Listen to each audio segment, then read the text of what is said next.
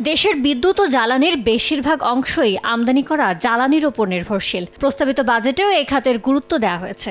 এমন প্রেক্ষাপটে নবায়নযোগ্য জ্বালানিতেও অগ্রাধিকার বাড়ানো এবং সবুজ অর্থায়ন নীতি প্রণয়নের তাগিদ দিয়েছে গবেষণা সংস্থা centre for policy dialogue CPD. বুধবার রাজধানীর ধানমন্ডিতে নিজ কার্যালয়ে সংবাদ সম্মেলনে সিপিডি জানায়, নবায়নযোগ্য জ্বালানি, বিদ্যুৎ সংরক্ষণ প্রযুক্তি এবং গ্রিড আধুনিকায়ন সরঞ্জামের ক্ষেত্রে এখনও বৈষম্যমূলক আর্থিক নীতি বহাল রয়েছে, যা জ্বালানি রূপান্তরের পথে বড় বাধা। এখানে আমরা মনে করি যে সবুজ রাজস্ব নীতি গ্রহণ করা হলে এখানে একটি বৈষম্য দূর হবে এবং একটি ভারসাম্যের পরিস্থিতি তৈরি হবার সুযোগ রয়েছে। গবেষণা সংস্থাটি মনে করে সংশোধিত এডিপিতে আরও বেশি নবায়নযোগ্য জ্বালানি প্রকল্প অন্তর্ভুক্ত করতে হবে। এদিকে কৃষি অর্থনীতিবিদরা বলছেন, কৃষি খাতে বিদ্যুতের ক্রমাগত চাহিদা পূরণে সৌরভিত্তিক বিদ্যুতায়নের বিকল্প নেই।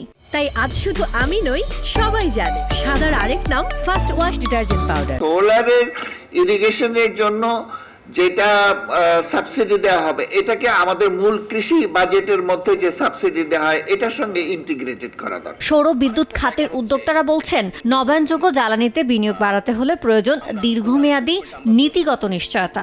আর টেকসই জ্বালানি রূপান্তরের জন্য সমন্বিত নীতি সহায়তা, আধুনিক গ্রিড ব্যবস্থা সহ সুস্পষ্ট রোডম্যাপ দরকার বলে মনে করেন জ্বালানি বিশেষজ্ঞরা। এই রিনিউয়েবল এনার্জির প্রজেক্টে তাকে আরো বেশি পাবলিক ইনভেস্টমেন্ট, তাহলে একটা কম্পিটিটিভ মেজাজ হয়তো তৈরি হতে পারে between public sector and private sector. আমাদের নবায়নযোগ্য জ্বালানি ট্রানজিশন ছাড়াও এই সাস্টেইনেবল ডেভেলপমেন্ট, এনার্জি সিকিউরিটি এবং এনার্জি সার্বভৌম কোনোভাবে প্রতিষ্ঠা করা সম্ভব না। জ্বালানি খাতে রাজস্ব ব্যবস্থাপনায় পরিবর্তন আনতে এলএনজি আমদানির ওপর ভ্যাট অব্যাহতি প্রত্যাহারেরও সুপারিশ করেছে সিপিডি।